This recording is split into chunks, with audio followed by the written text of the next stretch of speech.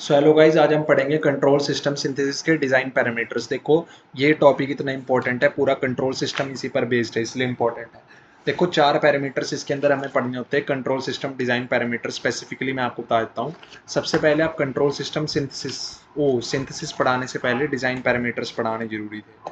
Wait a minute, synthesis पढ़ाने लग गए ना हम सीधा आपको। वेट, डिज़ाइन पैरामीटर्स भी तो पढ़ाने पड़ेंगे, बिना उसके थोड़ा ही ना हो जाएगा।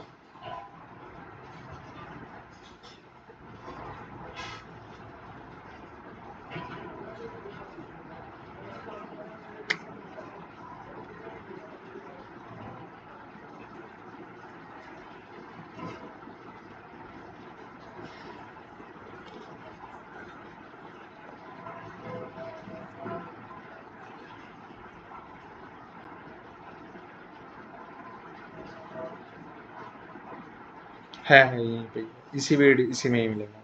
तो अब आते हैं बेसिक्स ऑफ कंट्रोलर डिजाइन पर। वही है डिजाइन पैरामीटर्स। तो हमें 4 पैरामीटर्स हमेशा मीट करने हैं।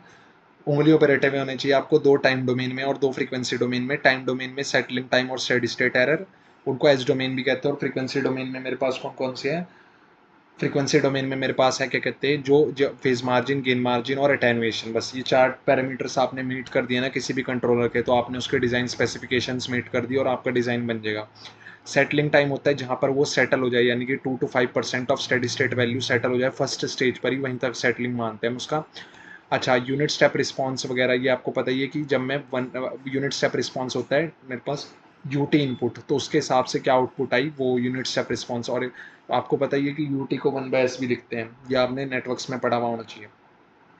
अब दूसरा पैरामीटर है मेरे पास steady state error. Steady state error वाला ही सबसे ज़्यादा काम होता है न्यूमेरिकल बेस्ड क्वेश्चंस में, कि हम ये मानते हैं विद इन 2% मार्जिन एरर के हिसाब से अगर हम देखें तो मेरे पास स्टेडी स्टेट एरर क्या होगा, उसकी मैं क्या कहते हैं निकालता भी। Steady state error body plot हमने इसलिए पढ़ा था कि ओपन लूप ट्रांसफर फंक्शन का बॉडी प्लॉट करके, ओपन लूप ट्रांसफर फंक्शन क्या होता है, GSHS, हम उसका बॉडी प्लॉट ड्रॉ करके और उसकी मदद से मेरे पास क्या है, क्लोज लूप ट्रांसफर फंक्शन का स्टेडी स्टेट एरर वगैरह देख सकते हैं। या फिर क्लोज लूप ट्रांसफर फंक्शन का अगर स्टेडी स्टेट एरर वगैरह पता है तो मैं GSHS का मेरे पास बॉडी प्लॉट वगैरह से उसको रिलेट करके ट्रांसफर फंक्शन की तरफ अराइव कर सकता हूँ, क्योंकि GS तो फिक्स होता है, HF चाहिए ना। तो वही है कि अगर क्लोज लूप ट्रांसफर फंक्शन मतलब स्टेडी स्टेट एरर पता है, स्टेडी स्टेट एरर में ओपन लूप ट्रांसफर फंक्शन लग रहा है, open loop transfer function body plot का ड्रॉ हो रहा है। हमेशा बॉडी प्लॉट का ही ओपन लूप ट्रांसफर फंक्शन जो ड्रॉ हो रहे थे वो बॉडी प्लॉट से ड्रॉ होंगे। तो बॉडी प्लॉट हमेशा ओपन लूप ट्रांसफर फंक्शंस के ड्रॉ होंगे, क्लोज लूप के नहीं हो सकते। वो बहुत कॉम्प्लेक्स हो जाएंगे। हो नहीं सकते का मतलब ये नहीं कि कर ही नहीं सकते, हमारे सिलेबस में नहीं हो सकते, ना करने भी चाहिए हमें। और इनफैक्ट जो प्रैक्टिकल इंडस्ट्री है वहाँ पर भी अवॉइड करते हैं। तो उस हिसाब से हम ओपन लूप ट्रांसफर फंक्शन का बॉडी प्लॉट से क्या कहते हैं, HF निकालना है हमें। HF जब हमारा निकल जाएगा, HF बनाना हमारे हाथ में, GS हमारे हाथ में नहीं है, समझे। तो वो इसलिए मेरे पास सेकंड डिजाइन स्पेसिफिकेशन पैरामीटर बहुत इंपॉर्टेंट है।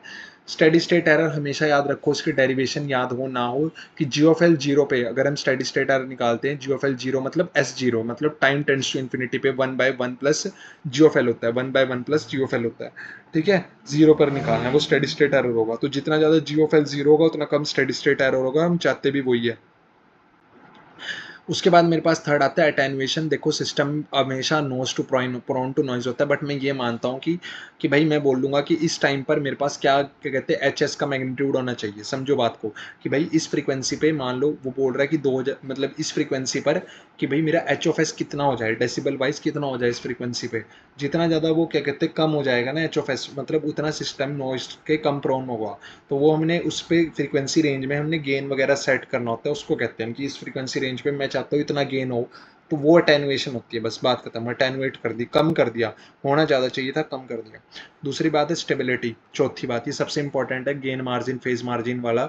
तो क्वेश्चन ज़्यादातर स्टेडी स्टेट एरर और गेन मार्जिन फेज मार्जिन के मिक्सचर पे आते हैं, तो ज़्यादा स्ट्रेस नहीं लेना होता कि भाई क्वेश्चन कैसे करना है। गेन मार्जिन फेज मार्जिन पिछली वीडियो में डिस्कस हो चुका है, अब मैं बार बार बता देना से मेरे पॉइंट ये होता है कि आप पुरानी वीडियो नहीं देख के आते। तो गेन मार्जिन होता है फेज क्रॉस ओवर फ्रिक्वेंसी पे गेन क्या है, फेज मार्जिन होता है गेन क्रॉस ओवर फ्रिक्वेंसी पे फेज क्या है, यस यही होता है। तो गेन मार्जिन निकलेगा कौन से प्लॉट से, बॉडी प्लॉट के मैग्नीट्यूड प्लॉट से। फेज मार्जिन फेज प्लॉट से निकलेगा, फेज प्लॉट से कौन सी फ्रीक्वेंसी पे phase margin, gain crossover frequency पे जहाँ गेन जीरो है, और गेन मार्जिन निकलेगा कौन से प्लॉट से, बॉडी के मैग्नीट्यूड प्लॉट से, बट कौन सी फ्रीक्वेंसी पे, फेज क्रॉसओवर फ्रीक्वेंसी जहाँ फेज क्रॉसिंग जीरो है।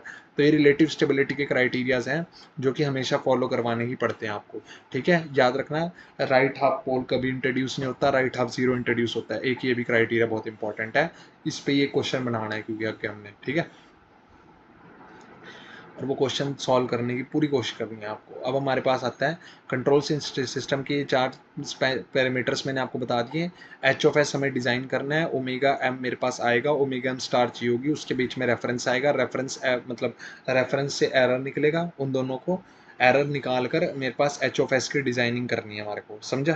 तो ये मेरे पास रहेगा कंट्रोल सिस्टम डिज़ाइन स्पेसिफिकेशंस।